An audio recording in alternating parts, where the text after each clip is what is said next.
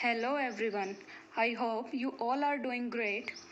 It's Himanshi this side, and today I'm going to give you a brief description about hydrophobic interaction chromatography and reverse phase chromatography. In this lecture, we will study about their principle, theory, application, and for which type of biomolecules we can use this technique. First, we will start with hydrophobic interaction chromatography.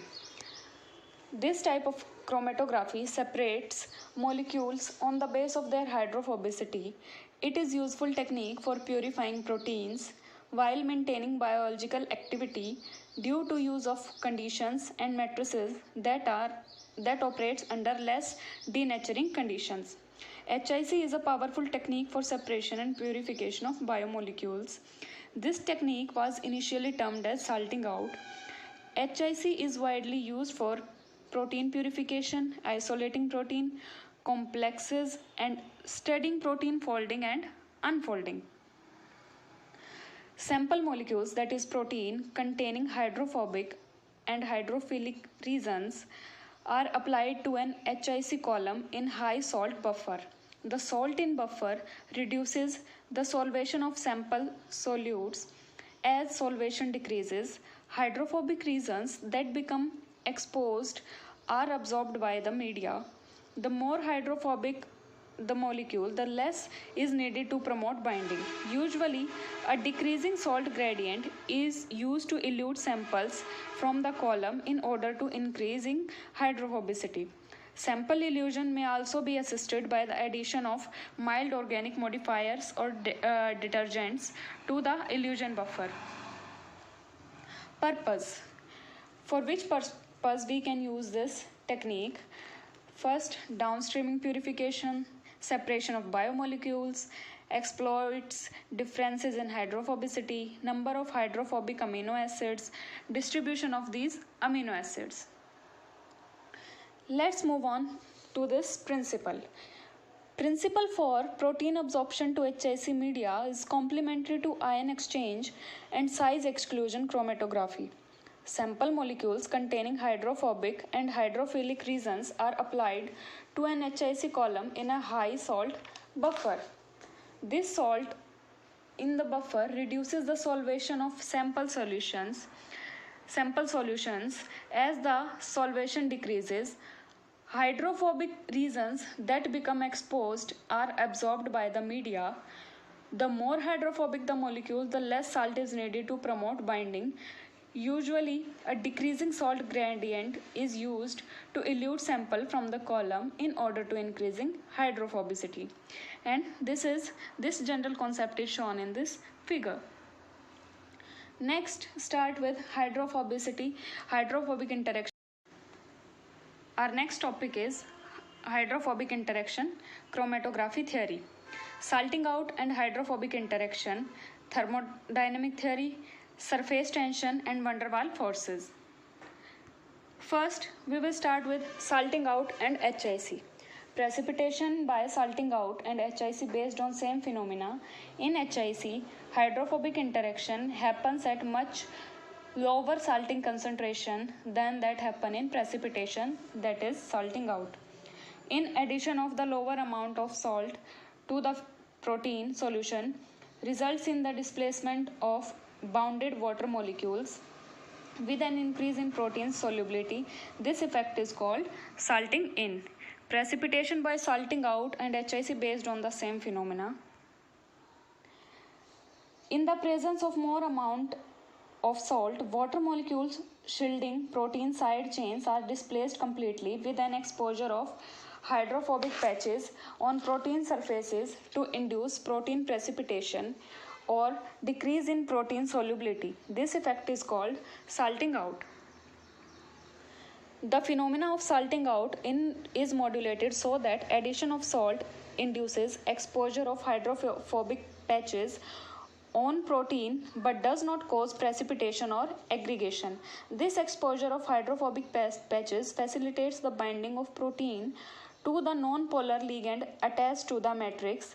When the concentration of salt is decreased, The exposed hydrophobic patches on the protein reduced and the affinity towards the matrix, and as a result it get eluted. Next is thermodynamic theory of HIC.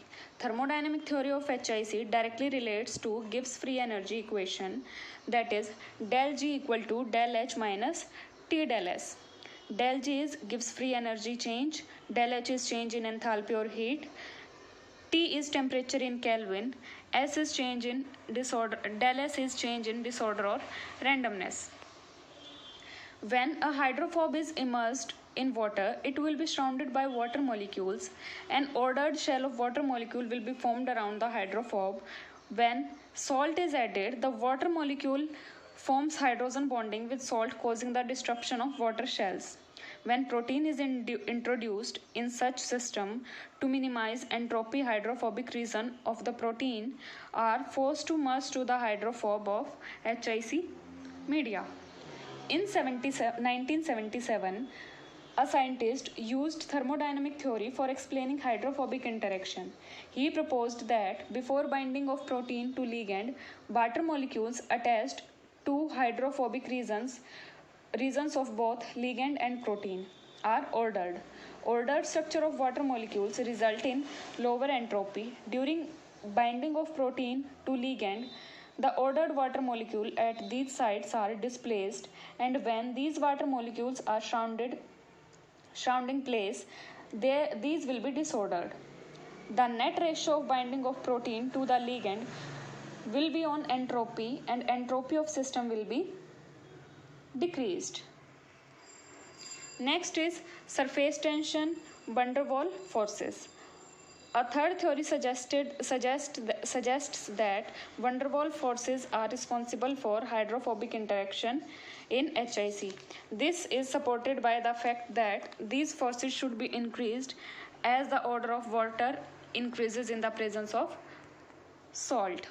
Next, we will discuss about hydrophobic interaction media, or you can say matrix.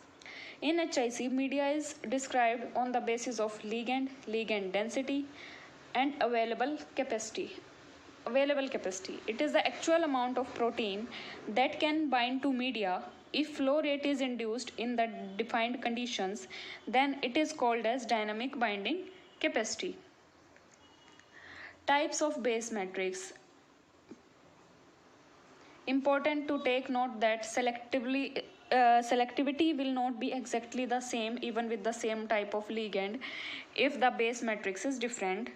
Two widely used supports are cross-linked agarose and synthetic copolymer matrix may be necessary to modify absorption, adsorption and elution conditions. And here are some characteristics of good matrix. HIC binding capacity. Larger area will result in high capacity binding. Physical stability means it should be physically stable. Chemical stability means chemically stable. Matrix should be inert, means it shouldn't be reaction with any of chemicals. And here are some salts used in HIC. Most commonly used salt in HIC are ammonium sulfate, sodium chloride, potassium chloride, ammonium acetate, etc. Next, we will discuss. Now, here are some factors affecting HIC. First, salt concentration or influence of salts. Salt addition to the buffer and sample promotes ligand protein binding, but there is a risk of protein precipitation at high salt concentration. Sodium, ammonium and or potassium sulfates are known to produce higher precipitation effect, though they are very effective in promoting interaction between ligand and proteins. Salt effect follows the Hofmeister series.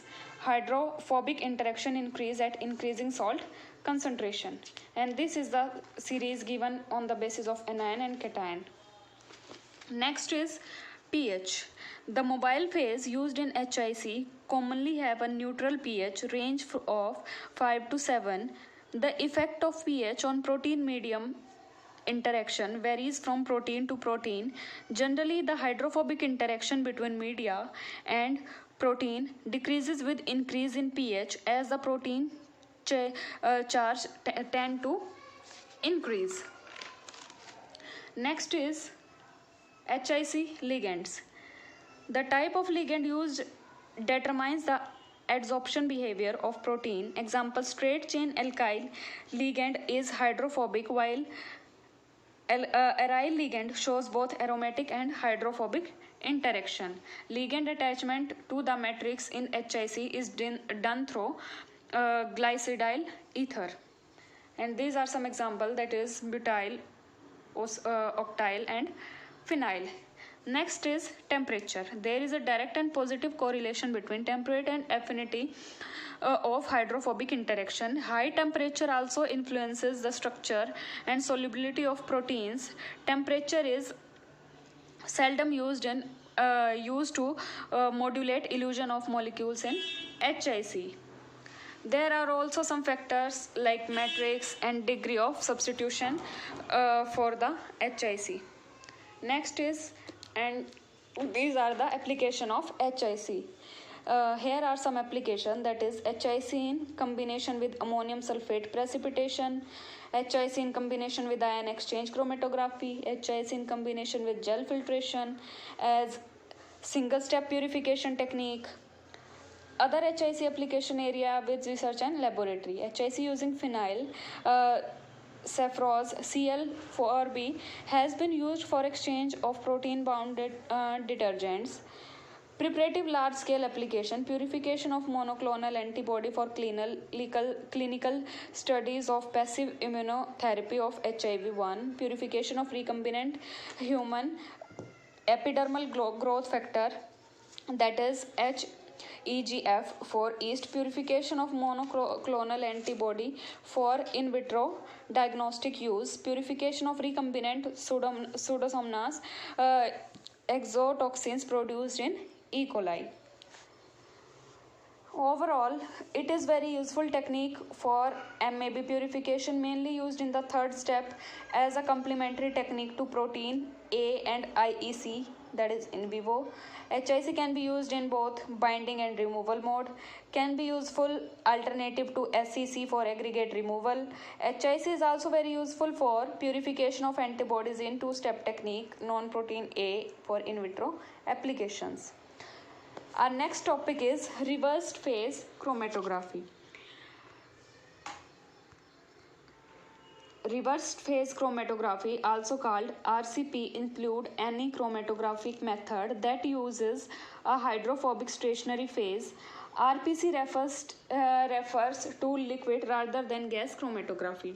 The stationary phase is non-polar hydrophobic in nature, while the mobile phase is polar liquid, that is hydrophilic, such as mixture of water and methanol or acetonitrile. It works on the principle of hydrophobic interaction. Hence, the more non-polar material is, the longer it will be retained. RPC has become increasingly important for high resolution separation and analysis of protein, peptide, and nucleic acids. This technique is ideal for application such as peptide mapping or purity checking, and is often used for final polishing of oligonucleotide and peptides. RPC is often combined with the other chromatography method to achieve identification and characterization of proteins and peptides. Principle. It operates on the principle of hydrophobic interaction, which results from repulsive forces between a relatively polar solvent and relatively non-polar analyte and the non-polar stationary phase. The component of analyte mixture pass over the stationary phase particle bearing pores large enough for them to enter, where interaction with the hydrophobic surfaces remove them from the flowing mobile phase stream. And this is clearly shown in this figure. Next is theory of RPC, means how this RPC works. this is a little example, and we will discuss it step by step. First step, equilibrate the column packed with the RP medium under suitable initial mobile phase conditions of pH, ionic strength and polarity, mobile phase, hydrophobicity. The polarity of the mobile phase is controlled by the adding organic modifiers and acetonitriles. First, this is the starting conditions. Next step, in the second step, the sample containing the solutes is applied to the chromatographic bed is washed further with mobile phase A to remove unwanted and unbound molecules. Adsorption of sample surfaces, this is the second step. And in third step, that is in which start of desorption. Bound solutes are next dissolved from the reserved phase medium by adjusting polarity of mobile phase and elute from the column. In the fourth step, end of adsorption occur, removal of substance not previously dissolved from the column by changing mobile phase B. And this is the last step, that is regeneration, re-equilibration of the chromatographic medium from 100% mobile phase B back to the initial mobile phase conditions. Next, which type of matrix we can use in this RPC? Medium consists of hydrophobic ligand chemically grafted to the porous insoluble bedded matrix. The matrix must be both chemically and mechanically stable. The base matrix for the generally composed of silica or synthetic organic polymer such as polystyrene. Silica was the first polymer used as the base matrix, produced as porous beads which are chemically stable at low pH and in the organic solvents. The chemistry of silica gel allows simple derivatization with ligand of various carbon chain lengths. But this silica matrix had some disadvantages, and this is chemical instability in high aqueous solution at high pH, not recommended for prolonged exposure above pH 7.5. Synthetic organic polymer, for example beaded polystyrene, are also available as reversed phase media, but it has an advantage too, that is stable at all pH value in the range of 1 to 12. Next is ligand. The selectivity of reversed phase medium is predominantly a function of the type of ligand grafted to the surface of medium. Generally, linear hydrocarbon chains and alkyl group are most popular ligand used. The more hydrophobic the molecule to be purified, the less hydrophobic the ligand need to be. And these are octadecyl, octyl and dimethyl. Next is mobile phase. Which type of mobile phase we can use in this chromatography? First is organic modifiers. The organic solvents or modifier is added to the lower the polarity of the aqueous mobile phase. The lower the polarity of mobile phase, the greater is the eluting strength. Must be miscible in water, UV transparent, boiling point must be sufficiently low. These are some organic modifiers which we can use in this chromatographic technique, that is methanol, ethanol, 2-propanol and acetonitrile. And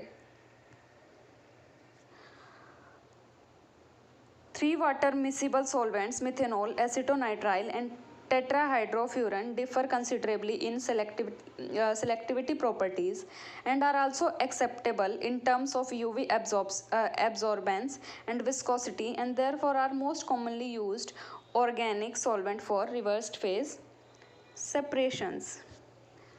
Next is ion pairing. To increase the hydrophobicity of charged components and hence binding to the medium and so alter retention time, these agents bind via ionic interaction with charged group and their suppressors. Their influence on overall hydrophobicity. TFA for positively charged and tetraethylamine for negatively charged molecule, as you can see in this picture. Resolutions. Resolution is defined as the distance between peak maxima compared with the average base width of two peaks. Resolution is the combination of degree of separation between the peaks eluted from the column, the ability of the column to produce narrow symmetrical peaks, the amount of sample applied, and retention of the time of the sample on the column. That is, next is resolutions. As we already described, it is defined as the distance between peak maxima compared with the average base width of the two peak. RS can be determined from the chromatogram. The resolution of the two peaks, as these are clearly showing here, is defined or determined by the three variables, that is retention factor K, number of theoretical plates N, and the separation factor alpha. The separation factor alpha is given by K2 by K1, where K2 greater than K1. Next is retention time. It is defined as the time between the sample introduction and elution from the column.